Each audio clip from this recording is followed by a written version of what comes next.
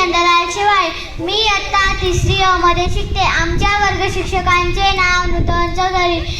अध्यक्ष महाशय, परमपूज्य गुरुजन वर्ग आणि येथे जमलेल्या माझ्या बालमित्र मैत्रिणींनो, आज मी तुम्हाला लोकमान्य टिळकांबद्दल 2-3 शब्द सांगते. ते तुम्ही शांत चित्ताने ऐकावे अशी माझी नम्र विनंती.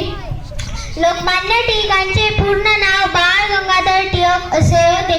त्यांचा जन्म 23 जुलै 1856 रोजी रत्नागिरी जिल्ह्यातील चिखली या गावी झाला. त्यांच्या आईचे नाव पार्वतीबाई व वडिलांचे नाव गंगाधर टिळक असे होते.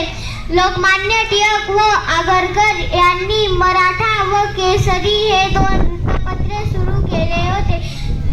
लोकमान्य टिळकांनी सार्वजनिक गणेशोत्सव व शिवजयंती हे उत्सव सुरू केले. लोकांनी त्यांना नेता म्हणून स्वीकारले. त्यांना लोकमान्य ही पदवी देण्यात आली.